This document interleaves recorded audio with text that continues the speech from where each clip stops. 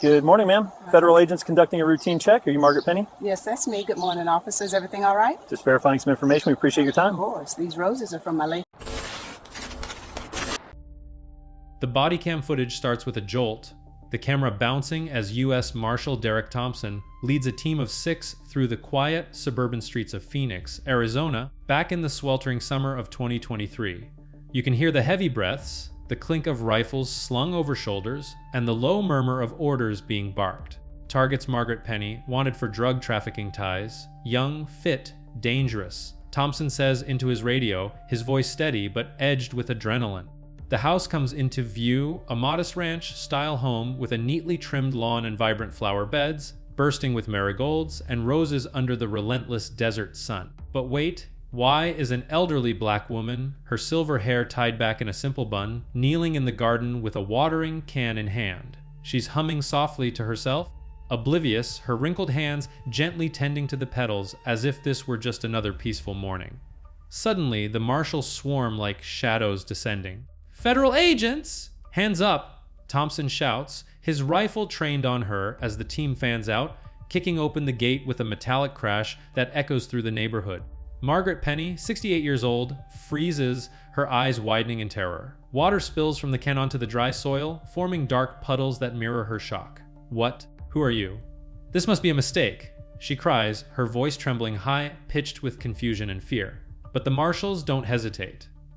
Thompson grabs her arm roughly, yanking her to her feet despite her frail frame. She's barely 5 feet tall, dressed in a faded floral blouse and gardening gloves. The camera captures it all, her face contorted in pain, tears welling up as she protests, "I'm Margaret Penny, but I'm no criminal!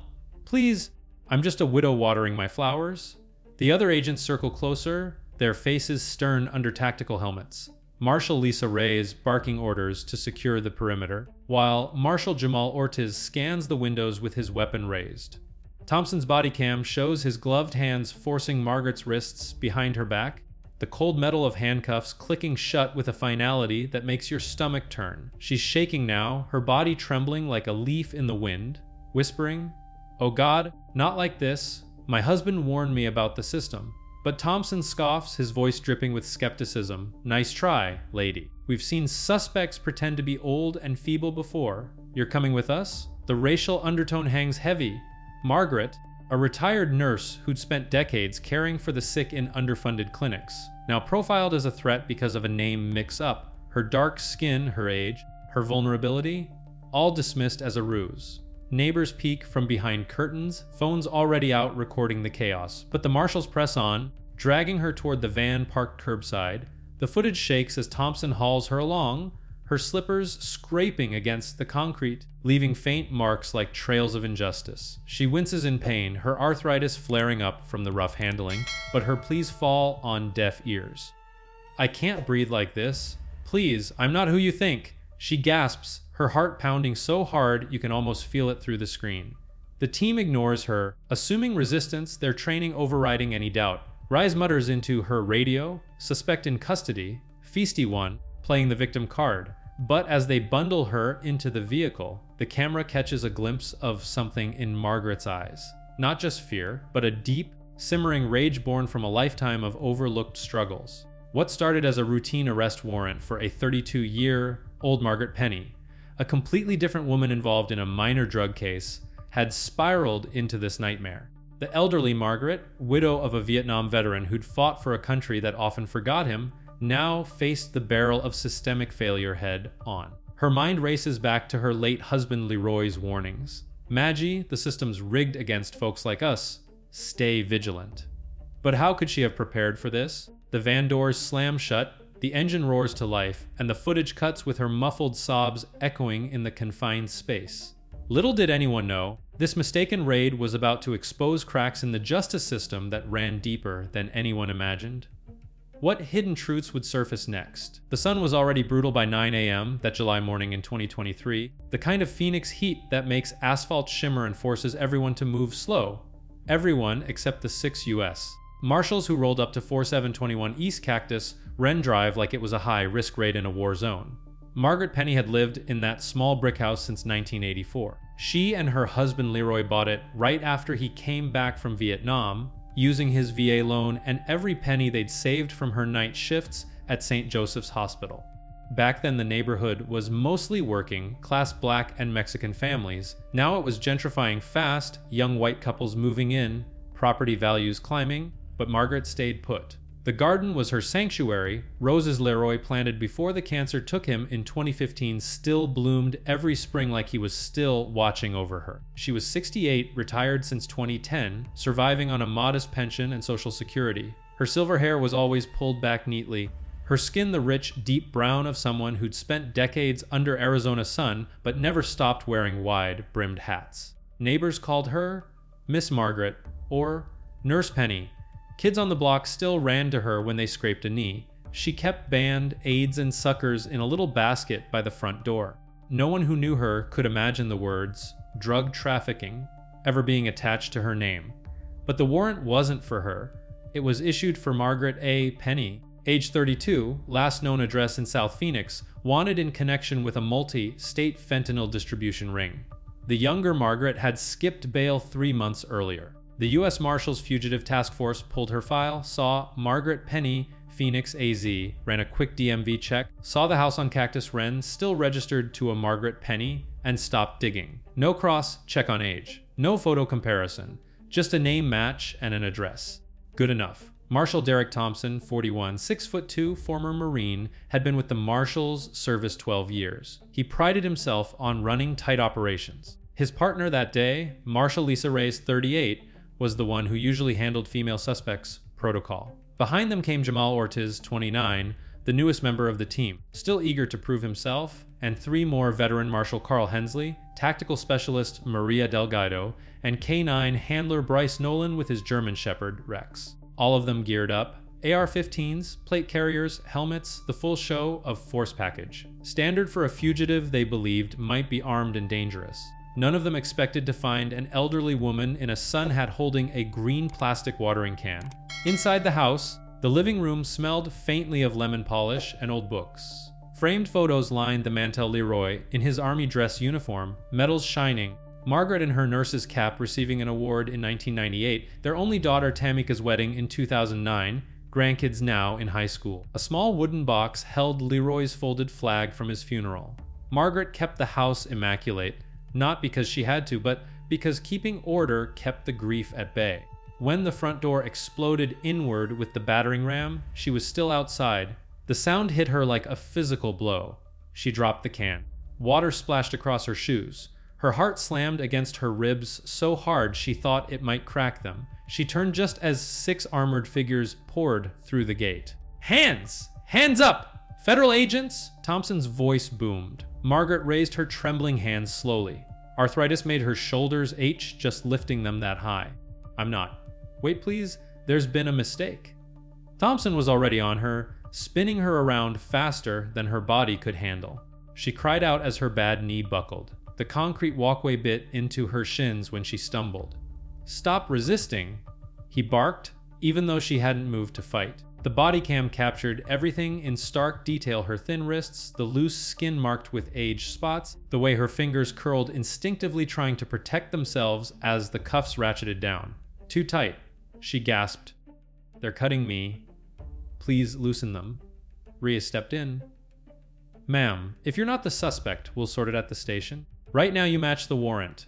"I'm 68 years old," Margaret said, voice cracking. "I've never even had a parking ticket. My husband was a veteran. He served this country." Thompson cut her off. "We've heard every story. Save it."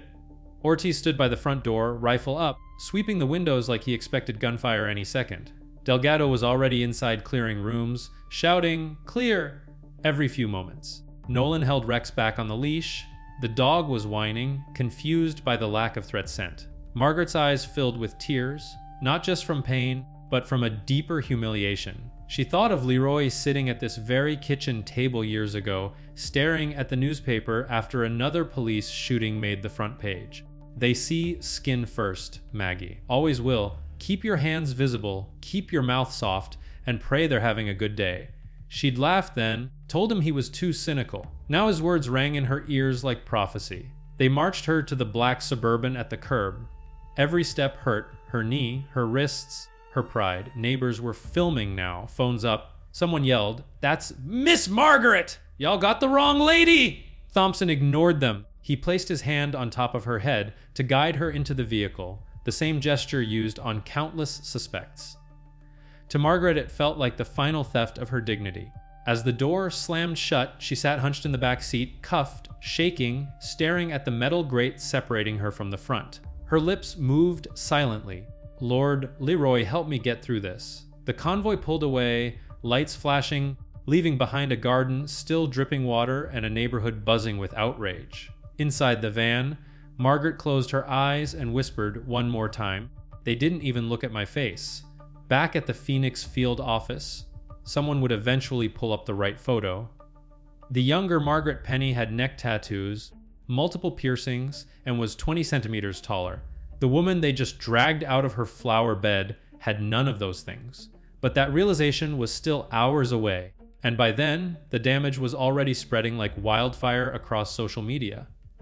Type "wrong house" in the comments if stories like this make your blood boil. Have you or someone you know ever been mistaken for someone else by police? Drop it below. I'm reading every comment.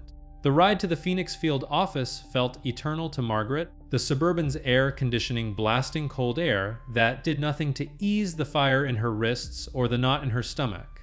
She stared at the floor, trying to steady her breathing, but her mind raced back through the years, pulling up memories like weeds she couldn't ignore. Why her? Why now? It wasn't just bad luck. It was the culmination of a lifetime spent navigating a world that saw her as suspect first, citizen second. Leroy had always said the system wasn't broken, it was designed that way. And in that moment, cuffed and humiliated, she believed him more than ever. Flashback to 1972, when Margaret first met Leroy at a community picnic in South Phoenix. He was fresh out of Vietnam, his eyes haunted by jungles he'd never forget, wearing his uniform like a shield. She was 17, training to be a nurse, full of optimism despite the riots and protests shaking the country.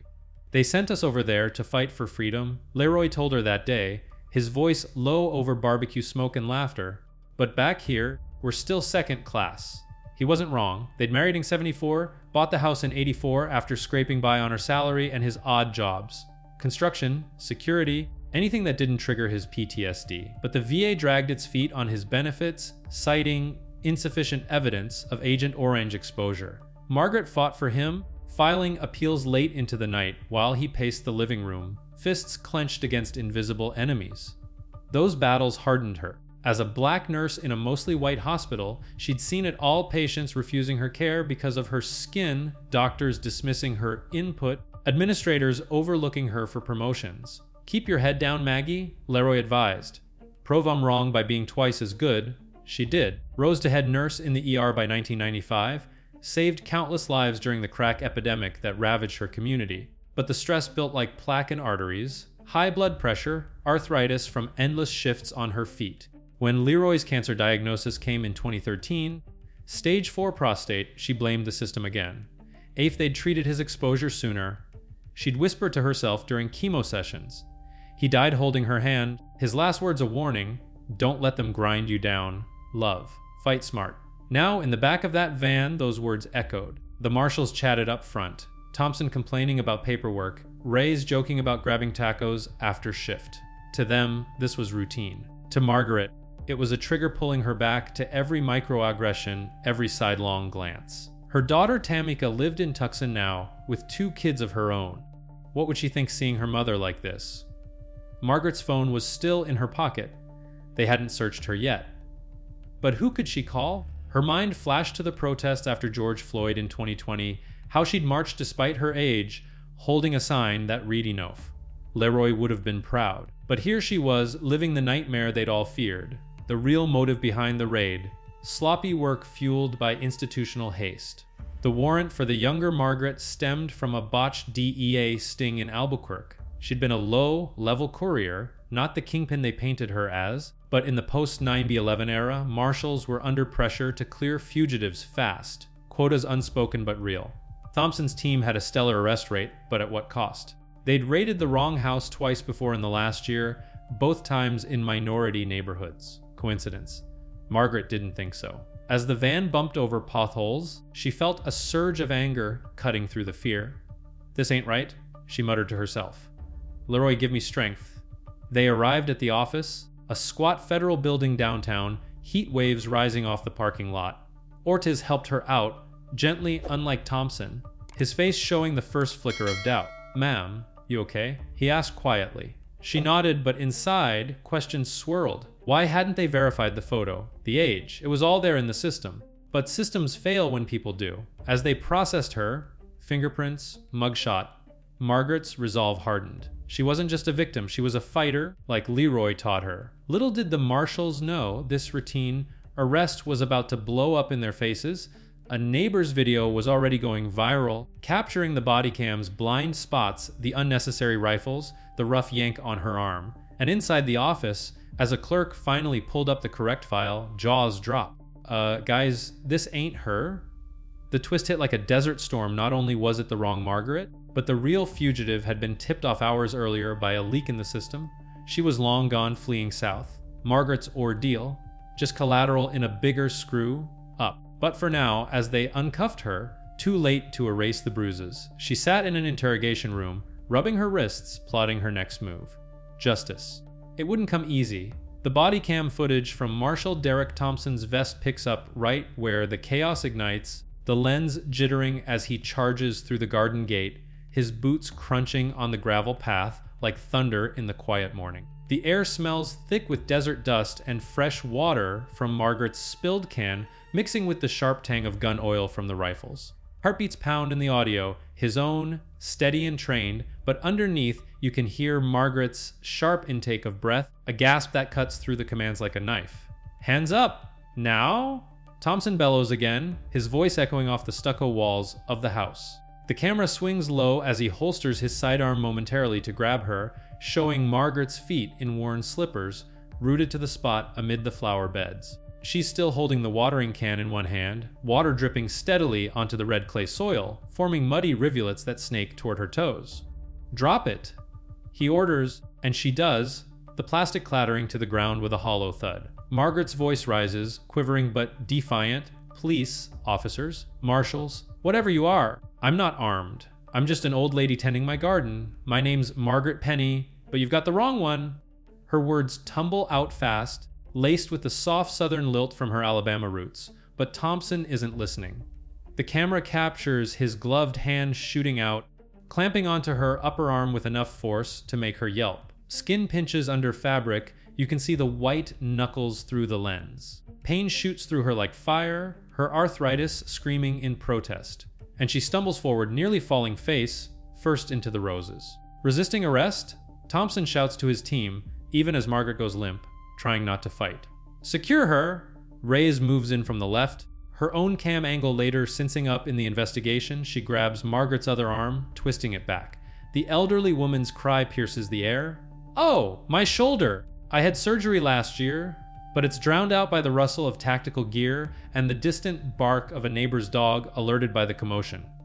Ortiz hangs back at first, his rifle sweeping the perimeter, but the footage shows his hesitation, a quick glance at Margaret's face, wrinkled and tear-streaked, her glasses askew on her nose. "Sarge, she looks old," he mutters into his comms, voice low. Thompson snaps back, "Doesn't matter." Warren says Margaret Penny. "Cuff her."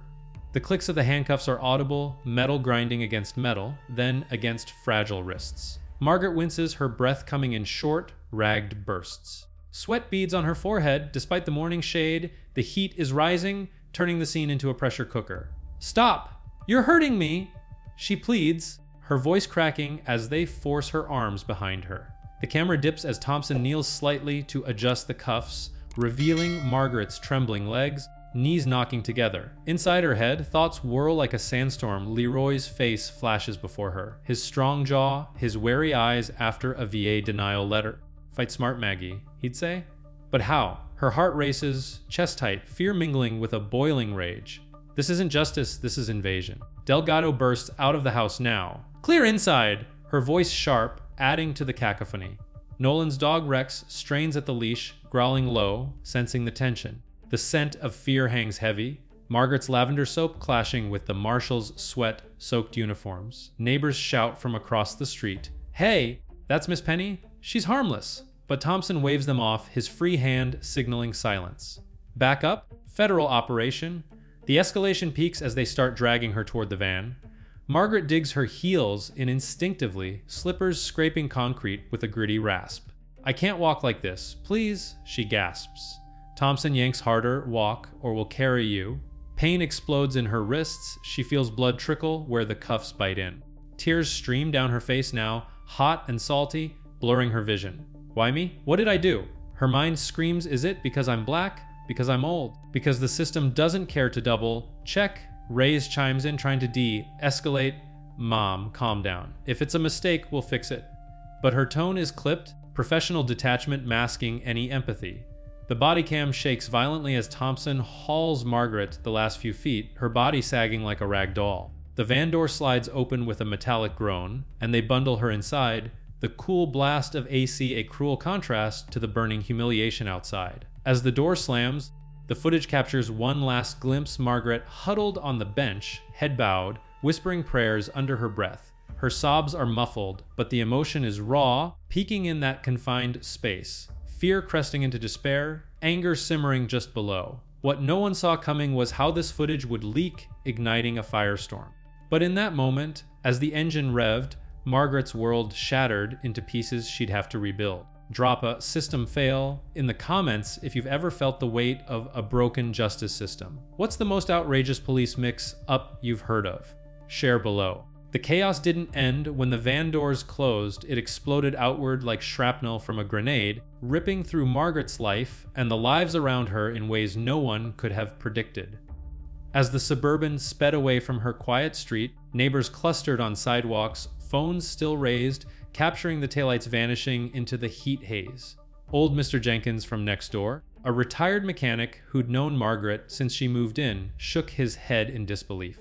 That was Miss Penny. They treated her like some cartel boss. He muttered to his wife, who was already dialing Tamika, Margaret's daughter, in Tucson. Word spread fast in the tight-knit community, texts flew, group chats buzzed, and by noon, the first video hit social media, a shaky cell phone clip showing the Marshals rifles glinting in the sun, Margaret's frail form being manhandled into cuffs. Back at the field office, the immediate fallout hit the team like a sucker punch. As Margaret sat in a sterile holding room, rubbing her bruised wrists under fluorescent lights that buzzed like angry bees, the clerk processing her file froze. "Wet. This photo doesn't match," she said, voice rising. Thompson, peeling off his vest in the bullpen, overheard and stormed over. The screen showed the real fugitive, a young Latina woman with tattoos snaking up her neck, smirking in a mugshot. Margaret, not even close. "Son of a," Thompson cursed, slamming his fist on the desk. Ortiz, the rookie, paced nearby, his stomach churning. He'd joined the Marshals to protect people, not terrorize grannies. Reyes radioed the real suspect's last known associates, but it was too late. The raid's noise had spooked her network. She vanished, crossing into Mexico that very afternoon, turning a simple arrest into a cross-border headache. For Margaret, the physical toll was immediate and brutal. Her wrists swelled like balloons, purple bruises blooming where the cuffs had dug in, sending shooting pains up her arms every time she moved. The arthritis in her knee flared worse than ever. She limped out of the office hours later, supported by a sympathetic female agent who muttered apologies. But the emotional wreckage cut deeper. Driving home in a cab, her garden gloves still in her pocket, dirt caked and forgotten, she stared out at the blurring cityscape, tears silent on her cheeks. How do I go back? She thought. The house felt violated, doors ajar, drawers rifled through in the clearing search. Petals from her trampled roses littered the path like confetti from a cruel party. She collapsed on the couch, the same one where Leroy used to sit watching baseball, and sobbed. Flashbacks assaulted her, the cold metal, the shouts, the indifference in their eyes. They saw an old black woman and assumed guilt. She whispered to his photo on the mantel. Sleep evaded her that night. Every creak in the house jolted her awake, heart pounding as if the Marshals were returning. The ripple effects spread wide. Tamika arrived by evening, furious and frightened, hugging her mother tight. "Mom, we're suing," she declared, her voice steel-edged. The grandkids, seeing the bruises via FaceTime, asked innocent questions that broke Margaret's heart. Why did the police hurt Grandma? Neighborhood support poured in, Casseroles on the doorstep, offers to fix the gate, but so did the stares, the whispers. Media caught wind fast, local news vans parked outside by dusk, reporters knocking politely at first, then persistently. Mrs. Penny, can you comment on the raid? One asked through the screen door. She shut it firmly, but the story aired that night. Elderly widow mistakenly raided by feds. Bodycam footage raises questions. Views skyrocketed, comments sections erupting with outrage. This is why we can't trust the system. One raid. Racial profiling at its worst. On the Marshals side, heads rolled quietly. Thompson faced an immediate suspension pending review, his assume resistance approach called into question. Ortiz filed a confidential report, haunted by Margaret's pleas, wondering if he'd stay in the job. The office scrambled damage control, press releases claiming clerical error, but the Bodycam leak, thanks to a whistleblower clerk, painted a different picture. Public trust eroded further in a city already tense from past incidents. Margaret's life shifted irreversibly. She avoided the garden for days, the flowers wilting untended, a metaphor for her shaken spirit. Doctor visits followed X-rays for her knee, therapy sessions where she unpacked the trauma, reliving the fear. It stole my peace, she told the counselor, voice trembling. But amid the despair, a spark ignited, anger turning to action. Leroy wouldn't want me broken, she resolved. Questions plagued her. How many others suffered like this? Why no accountability? The chaos birthed a quiet revolution in her soul, setting the stage for revelations that would shake the foundations. What if it had been your grandmother? How far would you go for justice? The investigation didn't start with fanfare. It crept in quietly, like dawn light slipping under blinds. 2 days after the raid, on July 12, 2023, the U.S. Marshals Service Internal Affairs quietly opened case IA 2023-047, improper execution of arrest warrant misidentification. But the real pressure came from outside. By then, the neighbor's cell phone video had been reposted thousands of times. A local activist group called Phoenix Justice Watch stitched it together with Thompson's leaked Bodycam clip, obtained through a public records request filed within 48 hours. The composite footage went viral on X, TikTok, Instagram, hashtags #FayWrongMargaret and Feftisa Justice for Miss Penny trending regionally within 72 hours. The Department of Justice's Civil Rights Division took notice on day 4. A preliminary review team arrived in Phoenix by the following Monday. They subpoenaed every document, the original warrant application, DMV query logs, radio transcripts, team briefing notes. What they uncovered was a cascade of small, careless decisions that added up to catastrophe.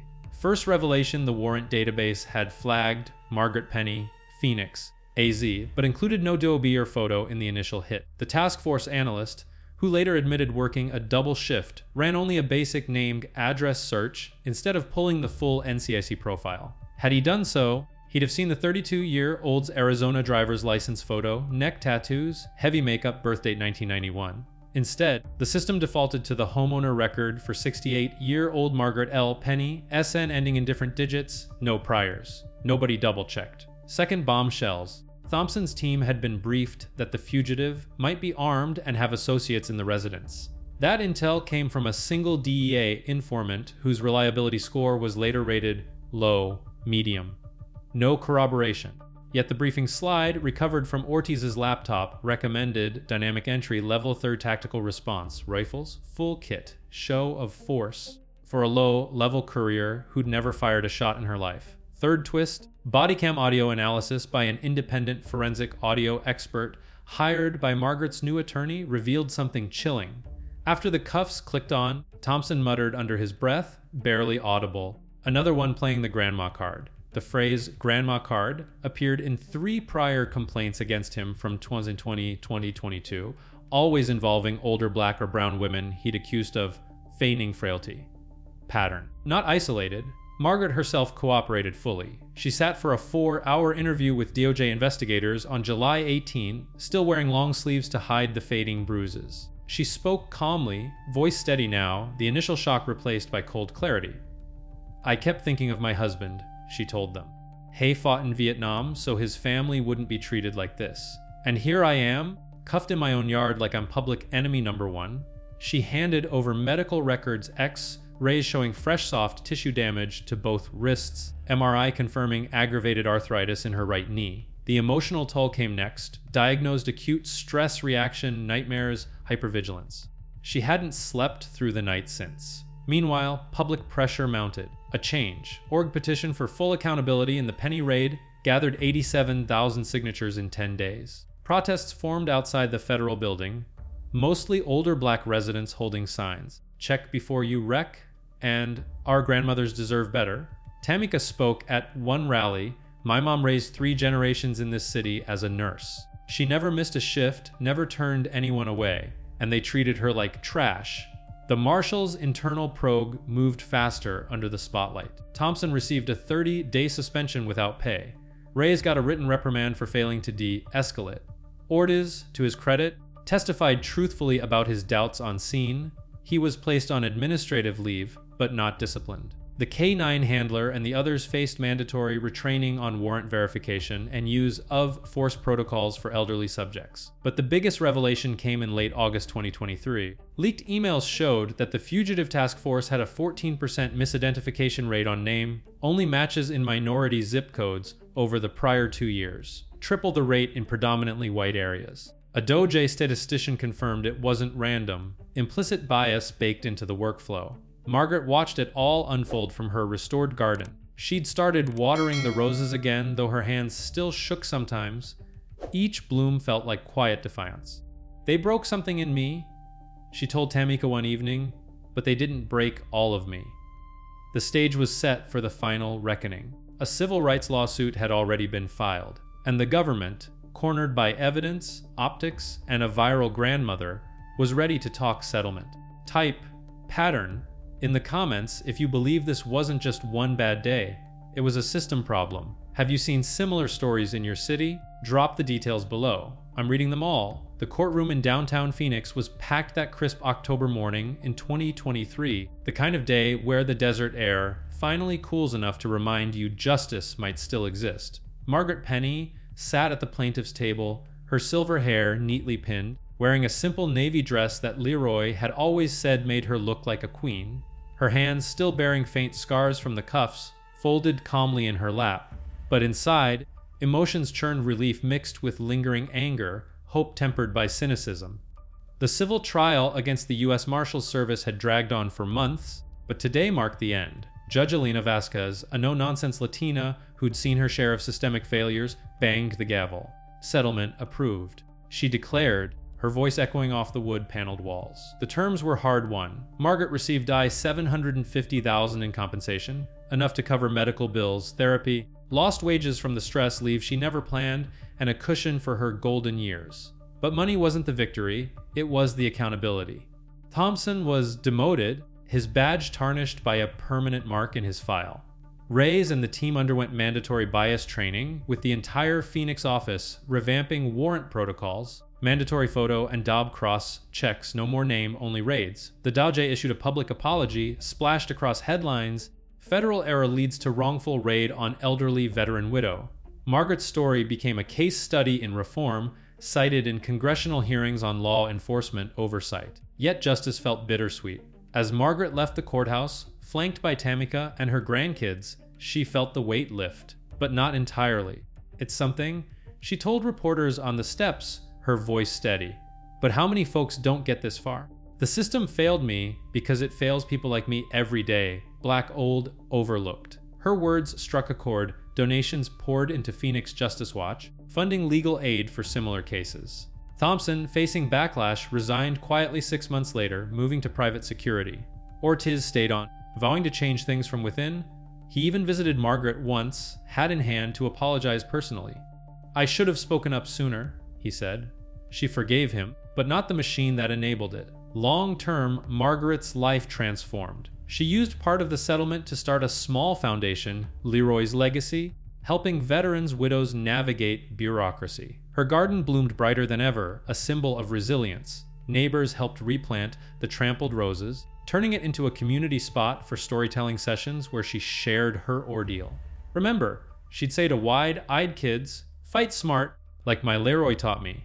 The trauma lingered in quiet moments, nightmares of rifles and shouts. But therapy helped, and so did the catharsis of speaking out. By 2024, she'd testified before a Senate subcommittee, her voice amplifying othersy.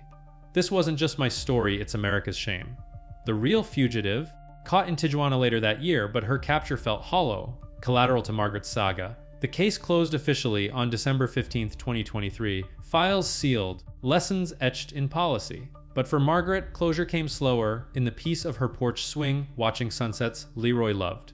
"We won," she'd whisper to his memory. But the fight goes on. In the end, this incident back in 2023 exposed the cracks in a system meant to protect, sparking changes that saved others from similar fates. Justice served, but at what cost? Type victory in the comments if you believe Margaret got the justice she deserved, or not enough.